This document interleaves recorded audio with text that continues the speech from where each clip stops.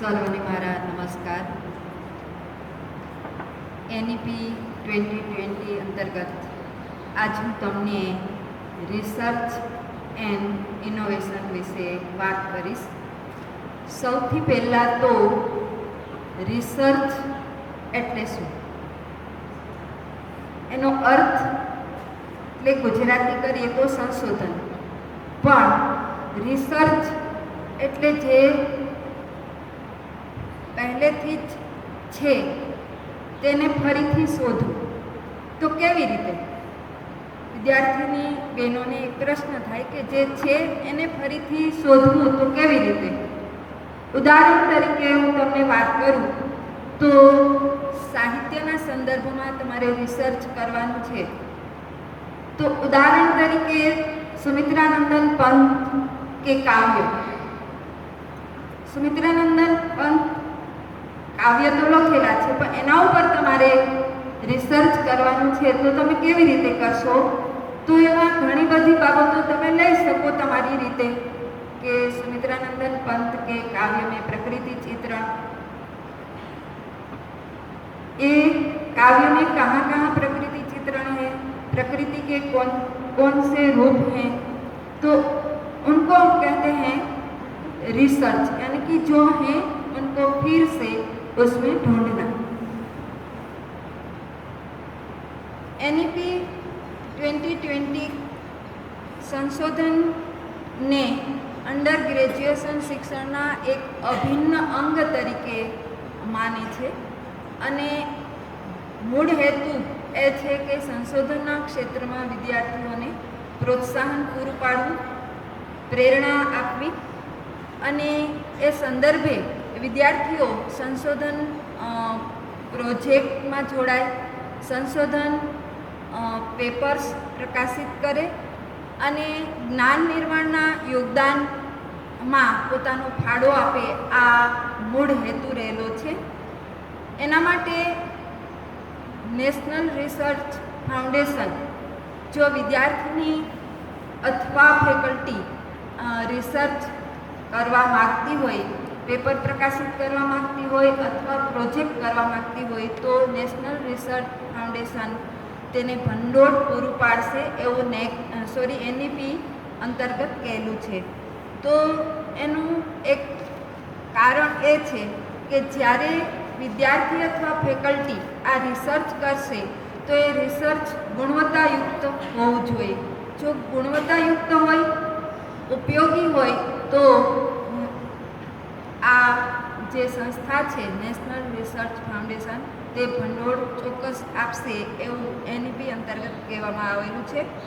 એ સાથે સાથે ગઈકાલે જ એલુબેને વાત કરી ઉદ્યોગ સાહસિકતાની. તો સંશોધનની સાથે સાથે જો કોઈ વિદ્યાર્થી સ્ટાર્ટઅપ કરે અને સંશોધનમાં ભાગીદારી બનવા માગે તો એ સંદર્ભે પણ ફંડ આપવાની એક જોગવાઈ કરવામાં આવેલી છે, અને એ માટે પણ વિદ્યાર્થી અને ફેકલ્ટીને પ્રોત્સાહન આપવામાં આવ્યું છે.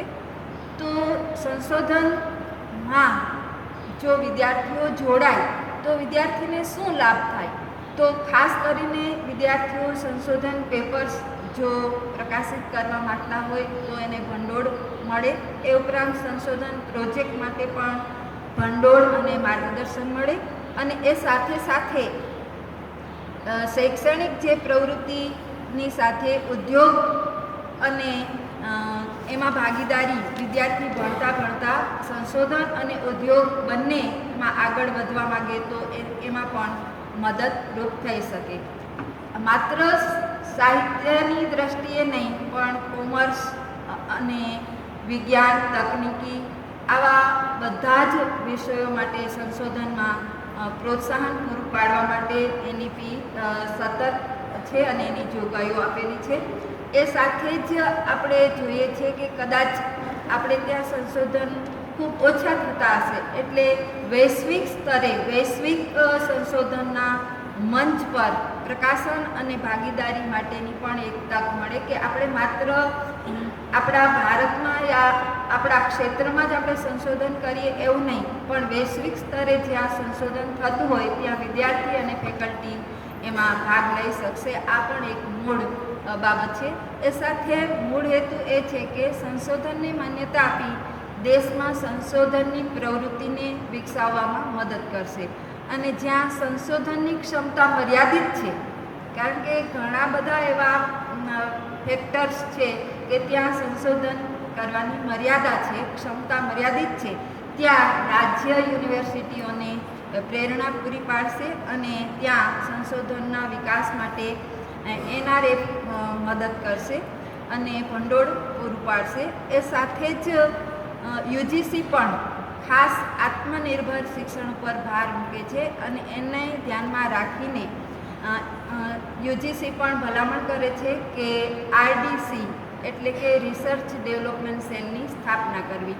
અને આ RDCની સ્થાપના આત્મનિર્ભર ભારતની ક્ષમતાને આગળ વધારશે. એ સાથે જ એમાં NEP 2020 અંતર્ગત આ RDCની ભલામણથી જો કોઈ વિદ્યાર્થી સંશોધન કરશે તો તે સંશોધન કેવું હશે, તો મલ્ટીડિસિપ્લિનરી અથવા ઇન્ટરડિસિપ્લિનરી અથવા ટ્રાન્સલેશન સંશોધન કલ્ચર પણ ઊભું કરી શકશે. તો આ સંશોધન ખરેખર કોણ કરી શકે, કારણ કે સૌથી પહેલાં જ વાત કરવામાં આવી અંડર ગ્રેજ્યુએશન વિદ્યાર્થીઓ માટે. તો જે વિદ્યાર્થીની બહેનો 4 વર્ષની સ્નાતકની ડિગ્રી પસંદ કરશે અને તે સંશોધન ફેકલ્ટી મેમ્બર્સના માર્ગદર્શન હેઠળ કરી શકશે. એ સાથે જ વિદ્યાર્થીની બહેનો ઓનર્સ વિથ રિસર્ચ જો કરવા માગતી હોય તો એની કંઈક શરતો પણ છે કે 1 થી 6 સેમેસ્ટરમાં એ વિદ્યાર્થીની બહેનોને 75% હોવા જરૂરી છે. એ સાથે જે સંશોધન કરવા માગે છે તો એ સંશોધનનો વિષય વિશિષ્ટ અને ઉપયોગી હોવો ખૂબ જરૂરી છે. એ ઉપરાંત યુનિવર્સિટીઓ દ્વારા નિર્ધારિત કરેલા માપદંડમાં વિદ્યાર્થી ખરા ઉતરતા હોવા જોઈએ. તે વિદ્યાર્થી આ સંશોધન કરી શકશે. તો જો વિદ્યાર્થીનીઓમાં આ બધી જ બાબતો હશે તો આ વિદ્યાર્થીની 7મા સેમેસ્ટરથી સંશોધન રજૂ કરી શકશે, શરૂ કરી શકશે અને એવા વિષય ઉપર સંશોધન કરી શકશે કે જેની ઉપયોગિતા હોય અને યુનિવર્સિટી માન્યતા આપી શકે. અને 8મા સેમેસ્ટરમાં વિદ્યાર્થીની આ સંશોધનને પ્રેઝન્ટેશન યા ડેઝર્ટેશન અથવા સેમિનારના રૂપમાં પ્રસ્તુત કરી શકશે.